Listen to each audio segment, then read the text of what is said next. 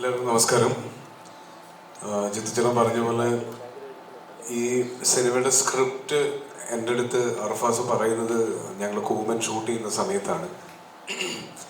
കൂമൻ shoot ചെയ്യുമ്പോൾ through out എനിക്ക് അർഫാസിനെ ഞാൻ നോട്ടീസ് ചെയ്യുന്നുണ്ടായിരുന്നു. കാര്യം ജിത്തു സാർ എന്ത് ചിന്തിക്കുന്നു എന്നുള്ളത് ഒരു സെക്കൻഡ് മുന്നേ അർഫാസ് മനസ്സിലാക്കി അർഫാസ് അത് റെക്ടിഫൈ ചെയ്യും എന്നുള്ളത് ഒരു വൈസ് ക്യാപ്റ്റൻ എന്ന നിലയിൽ അർഫാസ് ഭയങ്കര സക്സസ്ഫുൾ ആയിരുന്നു. പിന്നെ ആ സിനിമയുടെ ത്രൂ ഔട്ട് ഷൂട്ടിങ്ങിൽ ഒരു അസോസിയേറ്റ് ഡയറക്ടർ എങ്ങനെ നിൽക്കണം എന്നുള്ളതിന് ഒരു വലിയ എക്സാമ്പിൾ ആയിട്ടാണ് എനിക്ക് അർഫാസിനെ ഫീൽ ചെയ്തത്. അപ്പം ഞാൻ അർഫാസിനോട് നല്ല ഒരു സിനിമ നമുക്ക് ചെയ്യണ്ടേ എന്ന് ചോദിക്കാൻ തുടങ്ങുന്നതിന് ഒരു മിനിറ്റ് മുന്നെയാണ് അർഫാസ് എൻ്റെ അടുത്ത് ഇങ്ങോട്ട് ചോദിക്കുന്നത്, ഞാനൊരു സ്ക്രിപ്റ്റ് പറഞ്ഞാൽ കേൾക്കുമോ എന്ന്.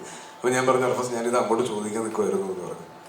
അങ്ങനെ അർഫാസിൻ്റെ അടുത്ത് ഇപ്പം ജിതുചേട്ടൻ പറഞ്ഞ പോലെ ബോളിവുഡ് ഹിസ്റ്ററിയൊക്കെ എനിക്കറിയാം. ഇടയ്ക്കിടയ്ക്ക് സംസാരിക്കുമ്പോൾ ഹിന്ദി കയറി വരും. അപ്പം മൊത്തം ലൊക്കേഷനിലൊരു ബോളിവുഡ് ബിൽഡപ്പ് ഉണ്ടായിരുന്നു.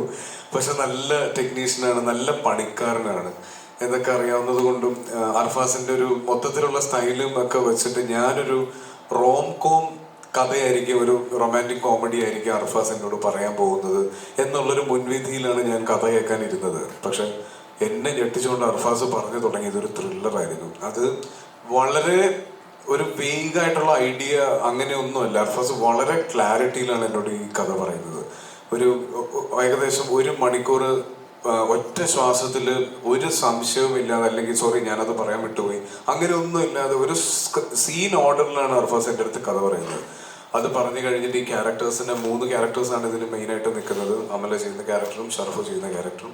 ഇവരുടെ ക്യാരക്ടർ ഹിസ്റ്ററി, ബാക്ക്ഡ്രോപ്സ്, ഇവരിങ്ങനെ പെരുമാറാനുള്ള കാരണം എന്ന് വേണ്ട ഞാൻ എന്ത് സംശയമാണോ ചോദിക്കാൻ സാധ്യതയുള്ളത് അത് മുഴുവൻ അർഫാസ് എനിക്ക് പറഞ്ഞു തന്നു.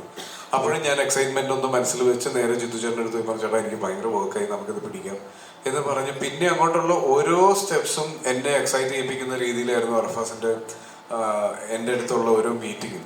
അപ്പം അങ്ങനെ വന്ന് ഞങ്ങളിത് ഷൂട്ട് ചെയ്യുമ്പോൾ ആദ്യം ഷൂട്ട് ചെയ്യാൻ പ്ലാൻ ചെയ്തത് ഒരു ഭയങ്കര ഡെസേർട്ടഡ് ആയിട്ടുള്ള ഒരു സ്ഥലം വേണം എന്നായിരുന്നു. അപ്പം മൊത്തത്തിൽ ഈ സിനിമയുടെ ഒരു നറേറ്റീവിലും മേക്കിങ്ങിലും അർഫാസിനൊരു പുതുമ ആഗ്രഹം ഉണ്ടായിരുന്നു. അപ്പം അങ്ങനെ അതിൽ നിന്നാണ് ഇതിനൊരു പുതിയ ലൊക്കേഷൻ തന്നെ വേണം, അല്ലെങ്കിൽ നമ്മൾ സ്ഥിരം കാണുന്ന മലയാള സിനിമയിലോ മേ ബി ഒരു സൗത്ത് ഇന്ത്യൻ സിനിമയിൽ നമ്മൾ കണ്ടിട്ടുള്ള ഒരു ഫ്ലേവർ മാറ്റി പിടിക്കണം എന്നുള്ളതിലാണ് ഈ സിനിമ ട്യുണീഷ്യ വരെ എത്തുന്നത്. റാമിൻ്റെ ലൊക്കേഷനിലേക്ക് ഇവർ പോകുന്ന സമയത്ത് കണ്ടൊരു ലൊക്കേഷൻ അർഫാസിൻ്റെ മനസ്സിലുണ്ടായിരുന്നു. അങ്ങനെ അത് കമ്മ്യൂണിക്കേറ്റ് ചെയ്ത് നമ്മളവിടെ ഷൂട്ടിങ്ങിനെത്തി.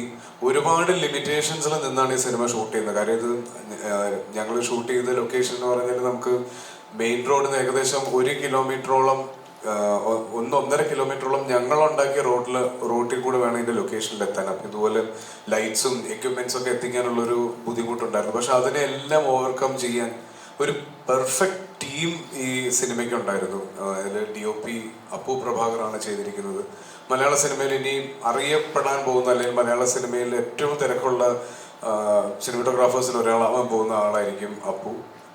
അതുപോലെ JD ഇതിൻ്റെ സൗണ്ട് ചെയ്തിരിക്കുന്നവർ, ഇതിൻ്റെ ടെക്നിക്കൽ സൈഡ് മുതൽ ഇതിലെല്ലാവരും ഈ സിനിമയെ ഇഷ്ടപ്പെട്ട് ഇതൊരു നല്ല സിനിമയാക്കണം എന്ന ആഗ്രഹത്തോടെ വർക്ക് ചെയ്ത ആളുകളാണ്. ഒരു ചെറിയ ക്രൂ വെച്ചിട്ടാണ് ഈ സിനിമ ഷൂട്ട് കംപ്ലീറ്റ് ചെയ്തത്.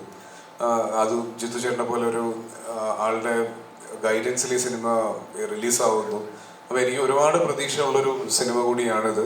അപ്പോൾ ഇതിൻ്റെ ട്രെയിലറും ഒക്കെ കണ്ടു കഴിയുമ്പോൾ ആളുകൾക്ക്, നിങ്ങൾക്ക് എല്ലാവർക്കും ഇതിൻ്റെ ഒരു മൂഡ് മനസ്സിലായിട്ടുണ്ടാവും എന്ന് ഞാൻ വിചാരിക്കുന്നു. ഇതൊരു തിയേറ്റർ ഫൺ എൻ്റർടൈനർ എന്നൊന്നും പറയുന്നില്ല, നല്ലൊരു സിനിമയായിരിക്കും ഇത് എന്നുള്ളതിൻ്റെ അകത്ത് എനിക്കൊരു സംശയമില്ല. ബാക്കി കണ്ടിട്ട് നിങ്ങളാണ് തീരുമാനിക്കേണ്ടത്. Thank you.